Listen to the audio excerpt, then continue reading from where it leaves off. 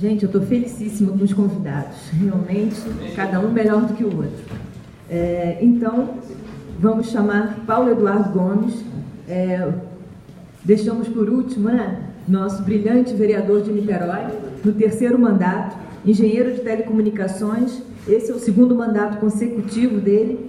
É um dos mais votados aqui em algumas eleições, mas vou deixar isso para lá, passar a palavra para que ele faça aqui o encerramento de todas essas ideias até agora.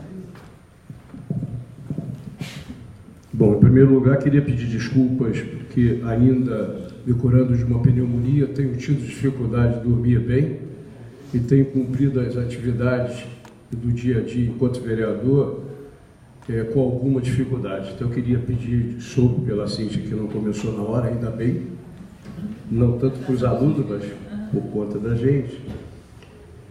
E eu vou tentar, nesses 20 minutos, é isso, Luiz? Primeiro, agradecer o convite, agradecer o aprendizado com os colegas engenheiros e a convivência com o companheiro o vereador em Friburgo. Tentar organizar o raciocínio para colocar alguns elementos além daqueles que foram colocados aqui. A ECO 92 colocou como uma das frases mais relevantes, mais repetidas, que nós devemos adotar um comportamento de pensar globalmente, mas agir localmente.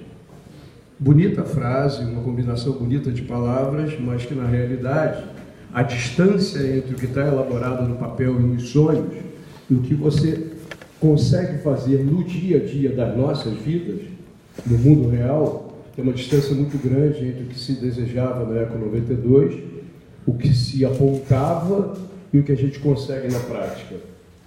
De maneira bem objetiva, aqui em Niterói, 2 projetos específicos ligados a essa discussão que nós estamos tendo aqui foram feitos. Um em 2013, que dispunha sobre a criação do Fundo Municipal de Energia Alternativa para a instalação de placas fotovoltaicas nas unidades residenciais, comerciais e industriais no município de Niterói. A criação do fundo, com participação inclusive do poder público, visava a emulação e o incentivo a posturas não só da indústria, do comércio, mas das residências, de mudança de paradigma em relação aos modos tradicionais de consumo de energia que movimentam a vida moderna. A criação do fundo tinha como objetivo, inclusive, estabelecer relações via convênio, no plano das ideias, estabelecer relações via convênio entre o poder público, no caso a prefeitura, e a concessionária, no sentido, inclusive, de viabilizar descontos no próprio valor do IPTU cobrado mensalmente da população, em função dos ganhos que adviriam de você ter práticas e uso de energia alternativa, energia limpa, que era o caso da energia solar proposto no projeto. Projeto considerado pela Prefeitura como inconstitucional porque você gera compromisso que a Prefeitura diz que pela Constituição, e cá entre nós é verdade, ela não pode assumir. Em outras palavras, ela pode assumir se quiser. Não é iniciativa do Poder Legislativo impor uma visão de mundo ou uma visão de cidade que redesenhe a relação entre os habitantes, o poder público e as concessionárias de serviços públicos. Um outro, que aí esse não tem a mesma razão e argumento para vetar, a Prefeitura trata de embarreirá-lo dentro da própria Câmara de Vereadores com uma tramitação que passa a legislação, sai a legislação, entra a legislação, ela não sai do lugar, que é sobre a obrigatoriedade de instalação de placas fotovoltaicas para a geração de energia elétrica em novos prédios públicos. Não tem vício de iniciativa, porque estamos obrigando ela a alocar recursos em prédios existentes, mas está sendo baixada uma diretriz que aponte que na construção, hospitais, unidades pequenas hospitalares, postos de saúde, escolas, unidades municipais de educação infantil, o projeto deveria considerar, inclusive, os estudos comparativos entre adotar uma política energética para aquela unidade e o quanto você ganharia ao longo do tempo para o próprio poder público. Esse está sendo embarreirado até agora na Câmara. Quais são as dificuldades? Quando alguém aqui falou dos laboratórios Bell, eu estou completando 45 anos formado em telecomunicações nessa universidade. E me lembro que nos cursos de engenharia, não tanto aqui, porque a Universidade Federal Fluminense não é tão badalada quanto a Pontifícia Universidade Católica, mas me lembro como se fosse hoje, o quanto a IBM, na época dos grandes computadores que ocupavam várias salas desse tipo, não os micro laptops que a gente usa no dia de hoje, a PUC dava de graça para os laboratórios da PUC, a IBM, para os laboratórios da Pontifícia Universidade Católica, salas inteiras com computadores, assim como Ericsson, Siemens e outros fabricantes de equipamentos de telecomunicações forneciam pequenos equipamentos para que pudessem ser utilizados nos laboratórios pelos professores para ensinar as técnicas de transmissão, rádio, computação e por aí vai. Os alunos, claro que adoravam isso, porque a possibilidade de você praticar, ter conhecimento, assimilar conhecimento e praticar era importante. Mas no duro, por que a IBM queria fazer isso? Por que a Ericsson, Siemens, Olivetti queria fazer isso?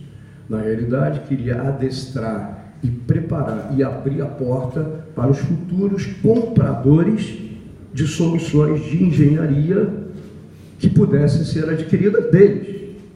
Da IBM, no caso, no campo da informática, e no campo das telecomunicações, equipamentos fabricados pelas multinacionais. Se falou aqui do desenvolvimento da Alemanha. A industrialização na Alemanha vem bem depois da industrialização no Reino Unido e na França. E, sobretudo, com a derrota na Segunda Guerra Mundial, a Alemanha, bem como o Japão, foram impedidos de se dedicar ao desenvolvimento científico e tecnológico na área da indústria bélica. Eles foram obrigados a se dedicar no desenvolvimento científico e tecnológico naquelas tecnologias que seriam utilizadas pela população como um todo e não obrigatoriamente as tecnologias voltadas para a guerra. Deve-se a essa imposição aos derrotados da Segunda Guerra, tanto Japão, liderança entre os tigres asiáticos, como a Alemanha, locomotiva científica e tecnológica na Europa.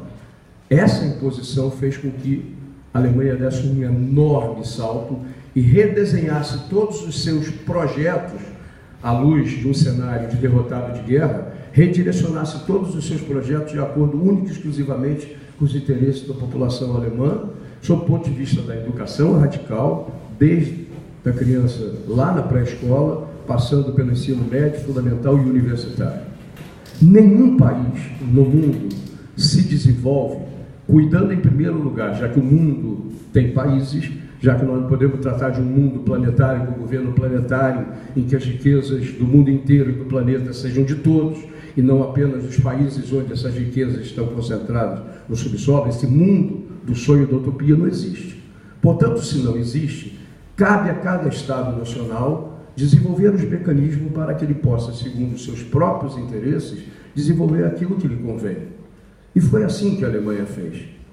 Alguém falou aqui dos laboratórios Bell. O laboratório Bell é de propriedade do inventor do telefone, o Graham Bell. Inventou o telefone. A partir desta patente, que é uma figura do capitalismo, ele criou laboratórios de pesquisa, criou indústria que industrializava aquilo que ele desenvolvia nos laboratórios e, no passo seguinte, operava com esses equipamentos que ele desenvolvia no laboratório, que ele fabricava nas suas fábricas e utilizava para oferecer serviços de telecomunicações, criou o laboratório Bell, que durante muitos anos, não é tanto hoje, não vai ter tempo de falar da China, não é tanto assim hoje, a maior concentração de PhDs do mundo, especialmente após a Segunda Guerra, quando houve uma importação enorme de cérebros, inclusive alemães, para que desenvolvesse a sua pesquisa em ciência e tecnologia nos laboratórios Bell. A partir disso, o Bell criou um monopólio na área de telecomunicações que foi, enquanto modelo, seguido no mundo inteiro. E foi, inclusive, com enorme atraso seguido no Brasil, durante o golpe militar. As telecomunicações no Brasil foram utilizadas como uma peça fundamental para, de um lado, desenvolver, introduzir e prestar serviços de telecomunicações ao povo, mas, em especial, montar uma infraestrutura de telecomunicações para que a Globo pudesse fazer a narrativa que interessava ao golpe militar, escondendo a população, a tortura nos porões e fazer com que a Rede Globo pudesse, a partir de um único ponto no Jardim Botânico, chegar na casa de todo mundo. Esse modelo, que tinha interesses de sustentação do chamado milagre econômico, é um modelo que, em tese, é adotado por todos os países que querem algum tipo de autonomia, e é o caso da Alemanha. A pergunta que a gente precisa fazer, por que, dominando a técnica, e aí é o que é de mais fácil fazer, porque a capacidade científica e tecnológica do CEPEL, da Eletrobras, do SEMPES, da Petrobras, ambos situados na Ilha do Fundão, concentra uma capacidade enorme. Inclusive, a Petrobras nem se fala, que desenvolveu todas as tecnologias que possibilitaram a Petrobras pegar petróleo lá nas profundezas do pré-sal, coisa que ninguém no mundo conseguiu desenvolver. Então, deter o conhecimento científico e tecnológico é a parte mais fácil desse conjunto de atividades que podem construir um futuro melhor para o Brasil. Por que a gente não consegue? Por que quando a primeira vez que pelo Embratel eu visitei Campina Grande e vi um protótipo no laboratório de engenharia mecânica de um motor movido a hidrogênio, sumiu no mapa? O BNDES, que financia, hoje sabemos, Friboi da vida e outros EICs batistas da vida, não teve capacidade de injetar recursos em laboratórios de pesquisa que pudessem desenvolver uma determinada tecnologia. Assim como o Gurgel, num determinado ano, para os jovens há mais tempo sabem, teve uma tentativa de desenvolver um modelo de carro nacional que vendeu algumas unidades e depois faliu, porque o BNDES não teve nenhum desejo de financiar o desenvolvimento, no caso tecnológico, nesta área, e isso parou por aí e os projetos viraram peça de museu.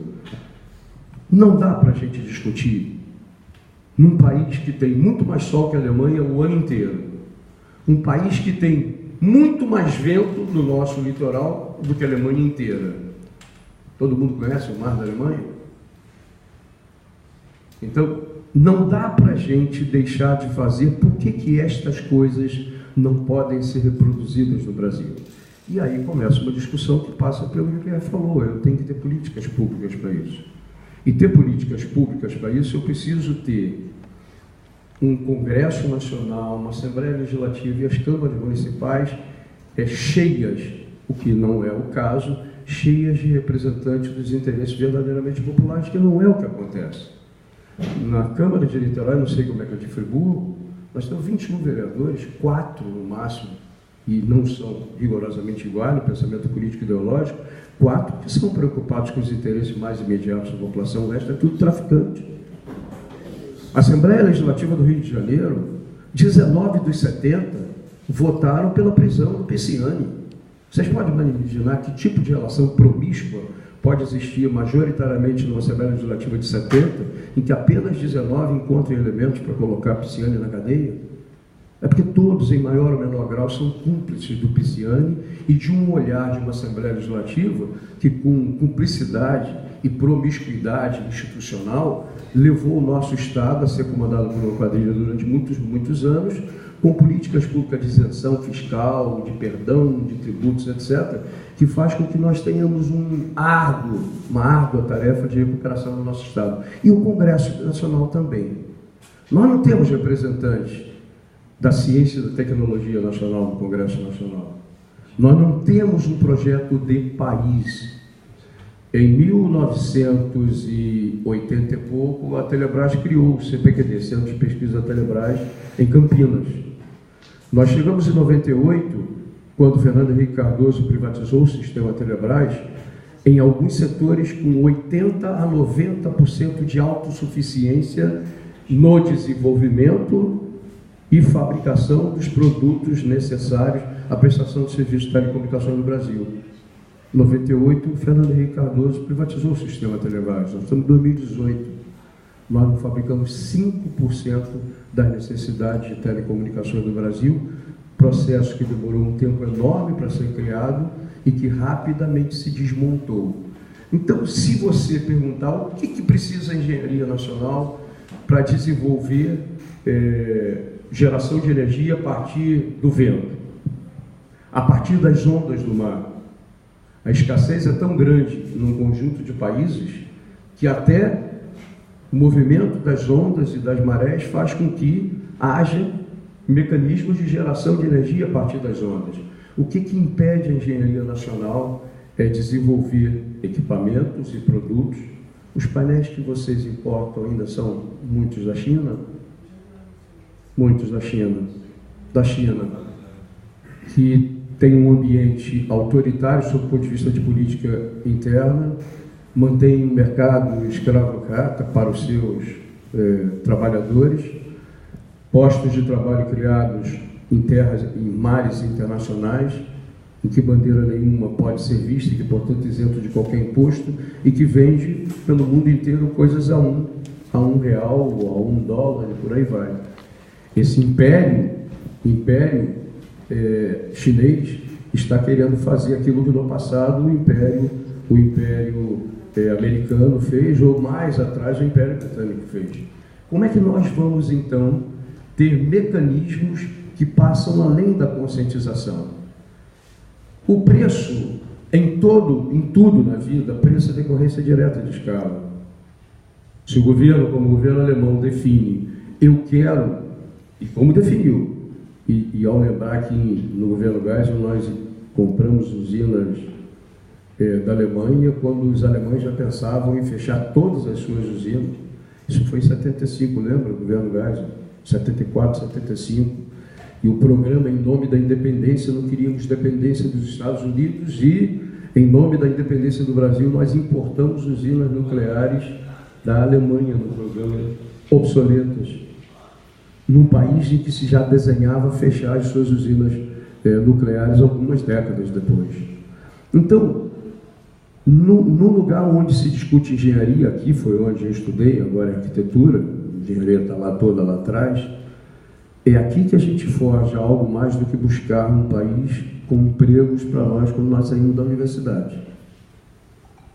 Devemos discutir que qualidade de emprego e a serviço de que ética está a engenharia e a arquitetura.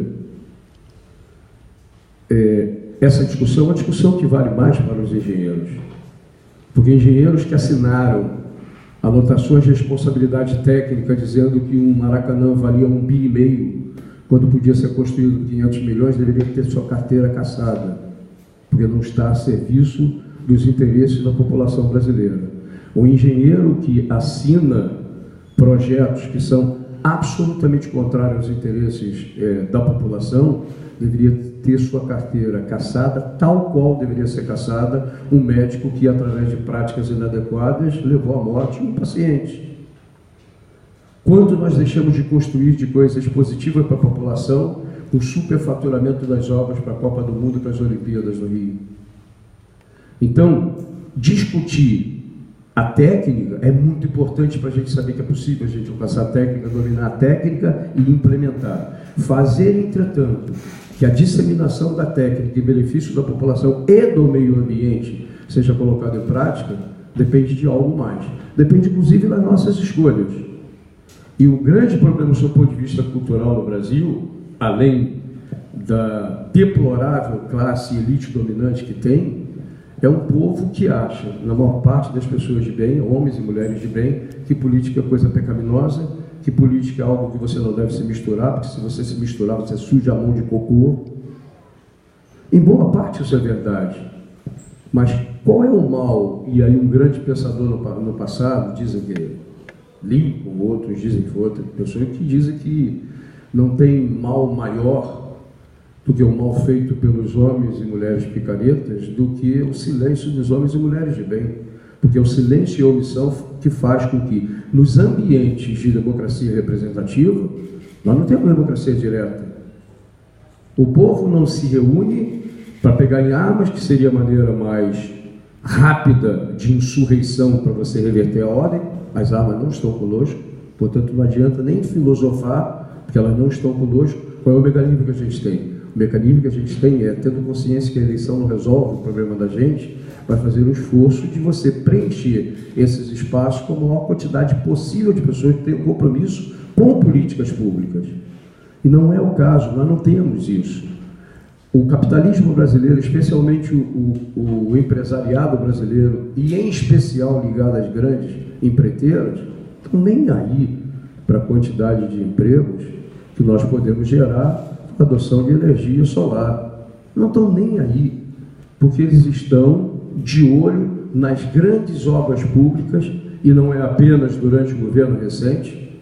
Tem um livro feito por um professor graduado, mestrado e doutorado na Universidade Federal Fluminense, que se chama Velhas Catedrais, que mostram com toda clareza de dados as promíscuas relações entre a ditadura militar e as empreiteiras, as grandes empreiteiras do Brasil, todas essas conhecidas no dia de hoje, que foram responsáveis por um conjunto enorme de obras superfaturadas, colocando em risco a própria qualidade de vida de parcelas enormes da população brasileira.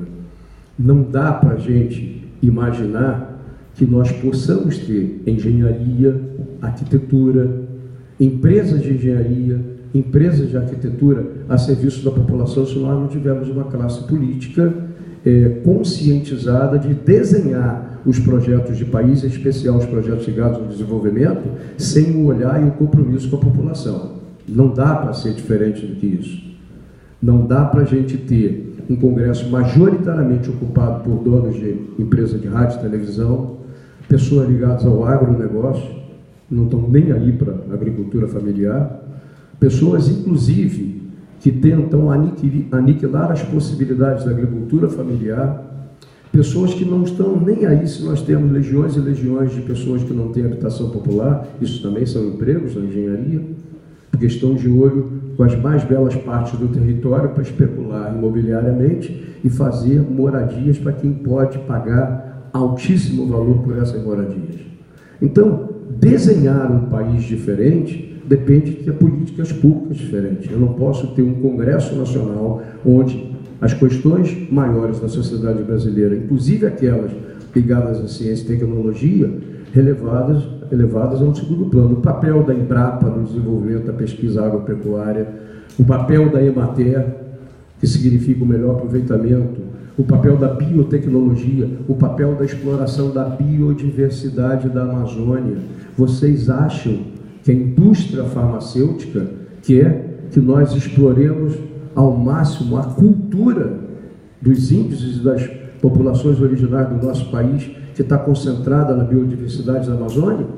Como é que vai continuar vendendo remédio de todos os laboratórios, inclusive laboratórios estrangeiros que estão gradativamente controlando os poucos laboratórios e comprando os poucos laboratórios brasileiros? Como é que nós vamos fazer isso?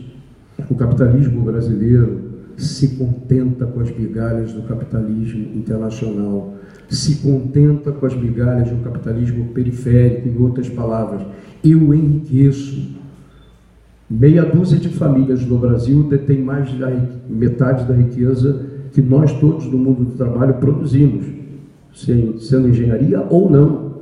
Como é que você pode, com um nível de concentração de riqueza, você ter pleno desenvolvimento que adote um conjunto de políticas públicas alternativas para o conjunto da população, se esses interesses são consolidados e freados pela representação política que a gente tem? Então, o papel da academia, que além de ensinar conteúdo para que a gente seja um bom arquiteto, um bom engenheiro civil, um bom engenheiro mecânico, é o tempo todo discutir qual é o papel da própria engenharia. Eu sou daqueles que defendo cadeia para o Odebrecht, para o Marcelo, defendo cadeia para Queiroz Galvão e todos esses camaradas que fizeram com que essas empresas de engenharia, em promiscuidade com governos corruptos, chegassem e levassem o nosso país do jeito que ele está. Mas uma coisa a gente tem, e aí seria uma longa discussão sobre o Império Chinês, uma longa discussão que a gente precisa fazer se a gente quer trabalho para arquitetos brasileiros, engenheiros brasileiros. Nós precisamos ficar de olho com a construção de um projeto de país que implique na consideração do saber científico que a gente acumula na escola, transformado em bem-estar da população. Não tem o menor sentido, sob o ponto de vista ético, qualquer que seja o olhar ético que nós tenhamos sobre o mundo, não tem o menor sentido que nós olhemos a nossa profissão como um meio de ganhar bons salários. A nossa profissão tem um sentido, e não é apenas simbólico quando a gente faz o juramento. Alguns eu desconfio que cruza o dedo.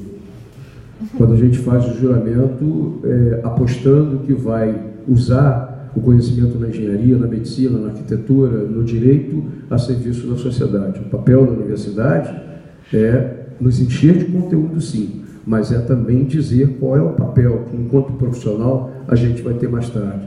Seja no exercício cotidiano da nossa profissão, seja na hora que a gente vai para um lugar de representação política, como é o meu caso, nesse momento, você usar o seu conhecimento, colocando o dedo na ferida dos interesses da população que são cotidianamente ignorados em favor daqueles que ocupam o espaço estatal para acumular privadamente riqueza. Contra esses é que a gente precisa discutir, fazer mais painéis como esse e lutar para que nós possamos alterar a legislação que redesenhe um projeto de país para a maior parte da população brasileira e, em especial, aquela parcela mais desprovida de dignidade para viver. Obrigado.